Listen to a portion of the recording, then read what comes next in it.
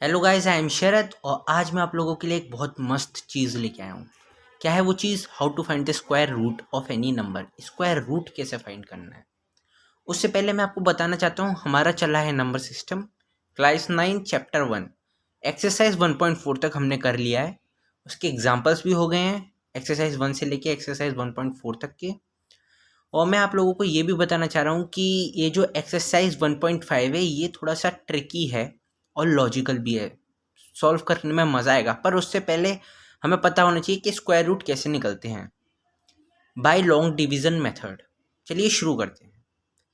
तो हमारे पास मेथड है लॉन्ग डिवीज़न मेथड सॉल्व करने का। शुरू करते हैं हम इसको। जैसे हमें रूट 2 का पता लगाना है, तो इसमें फ्रेंड्स इसमें क्या होता है, जैसे हम किसी भी नंबर को डिवाइड करते हैं, तो जैसे मान लो हमारे पास 17 है, हमने वो उसे डिवाइड किया, तो हम ऑब्वियसली 3 से भी डिवाइड कर सकते हैं, 2 से भी डिवाइड कर सकते हैं, 4 से भी डिवाइड कर सकते हैं। तो उसमें क्या होता था कि जहाँ तक वो डिवाइड हो रहा है वहाँ तक तो डिवाइड हो जाता है वो।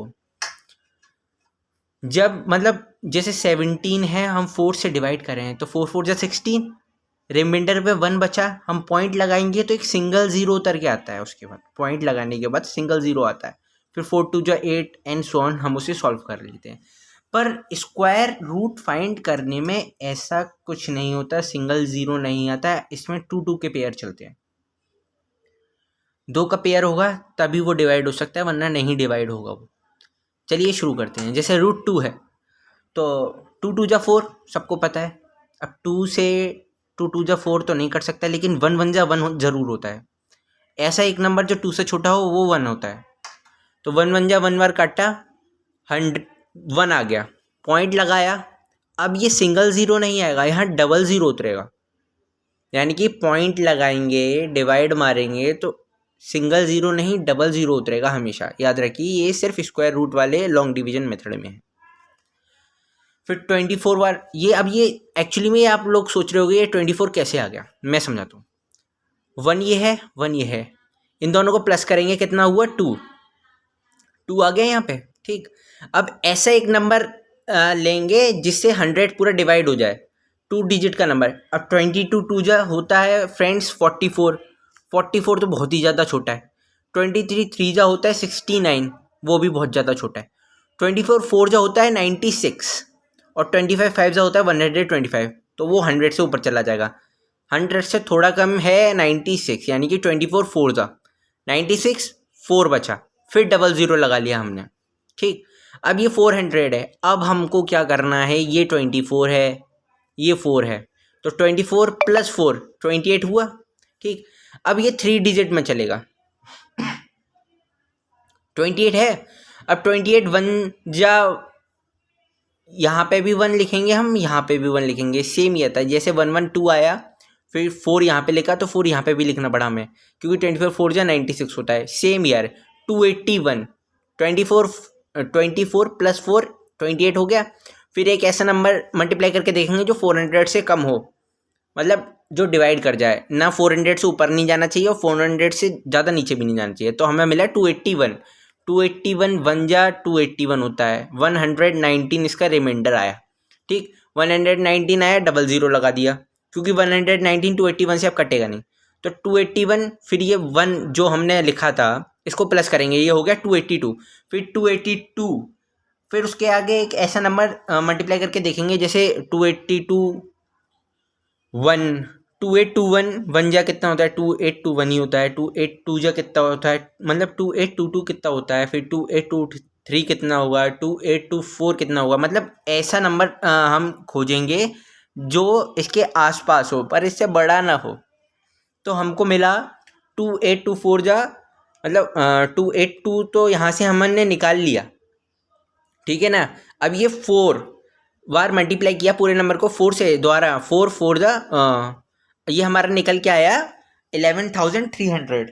ठीक, इसको जब सॉल्व किया तो ये हमारा बचा 600। फिर हमने डबल ज़ीरो लगाया और फिर ये 2824 को +4 करेंगे, ये वाला 4 प्लस करेंगे, तो ये हो गया 2828, यानी कि 28 28। फिर इसमें ऐसी कौन से नंबर का मल्टीप्लाई करना है कि हमें इसके आसपास का नंबर मिले। तो हमने देखा कि 2 बार जा रहा है, मल्टीप्लिकेशन हो रहा है और रिमाइंडर बच रहा है 3436। करने के लिए तो ये बहुत लंबा जा सकता है मल्टीप्लिकेशन, पर हमें 4 डेसिमल प्लेसेस तक ही लेना है। अब दोस्तों एक्चुअली में क्या है, ये मेथड बड़ा भी है, लेंदी भी है और ज़्यादा टाइम टेकिंग भी होगा, इसमें टाइम भी लग सकता है। और अगर किसी बच्चे से एक मिस्टेक भी हुआ तो पूरा आंसर ही गलत हो जाएगा। आंसर छोड़ो, अगर उसने ये √2 की वैल्यू खोजा और किसी क्वेश्चन में √2 के बारे में पूछा गया है, जैसे 7√2 + 7 √2 + 7 हो गया, कोई क्वेश्चन आया, तो √2 की अगर वैल्यू ही गलत होगी तो उसका पूरा मेथड ही गलत हो जाएगा क्वेश्चन सॉल्व करने का। उसके लिए मैंने एक मेथड निकाला है। हमको क्या करना है, रुकिए, हमको ये करना है, स्क्वायर रूट याद कर लेना है 1 से लेके 20 तक का। √1 की वैल्यू कितनी होती है 1, √2 की 1.4142, √3 की 1.732, √4 की 2, क्योंकि 2 2 जा 4 होता है, ठीक।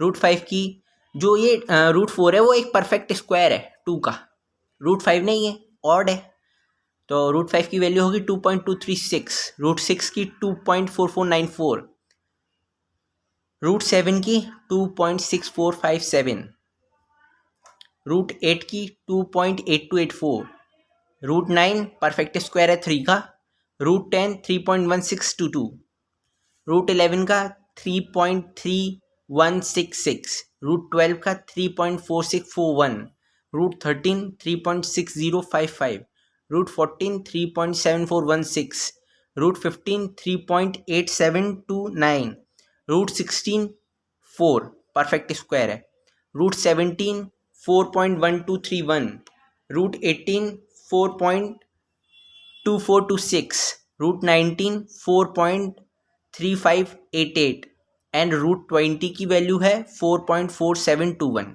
√20 तक मैं इसलिए याद करने को कह रहा हूँ क्योंकि √20 से ऊपर का क्वेश्चन पूछा ही नहीं जाएगा। सबसे बढ़िया इसको बाय हार्ट कर लो। ये 9th तो ठीक है, 10th में भी काम देगा, 11th में भी काम देगा, 12th में आता नहीं है, 1% चांस। उसके बाद आप जब कंपटीशन की तैयारी करेंगे उस पर ये आपको बहुत ज़्यादा हेल्प करेगा। तो इसको बाय हार्ट कर लीजिए। एक्सरसाइज 1.5 शुरू करने से पहले हम इसके कुछ एग्जांपल्स भी करेंगे, फिर एक्सरसाइज करेंगे, उसके बाद शायद एक एक्सरसाइज और है और ये चैप्टर हमारा ख़त्म हो जाएगा। तो हम कोशिश करते हैं जल्दी से जल्दी इस चैप्टर को ख़त्म करने की और फिर नेक्स्ट चैप्टर पे चलेंगे। तो फ्रेंड्स, अगर आपको मेरी ये वीडियो अच्छी लगी हो, मेथड समझ में आया हो, तो मेरे वीडियो को लाइक कीजिएगा और चैनल को सब्सक्राइब कर लीजिएगा ताकि आप लोगों को आगे की वीडियोस मिल सकें।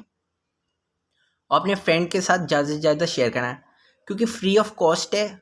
पढ़ाई करने में कुछ जा नहीं रहा, फ्री की चीज़ें पढ़ लो, अच्छे से समझ लो और घर पे प्रैक्टिस करिए ताकि आप एग्ज़ाम में अच्छा कर सकें। तो मिलते हैं दोस्तों अगली वीडियो के साथ बहुत जल्द। तब तक के लिए नमस्कार, बाय बाय।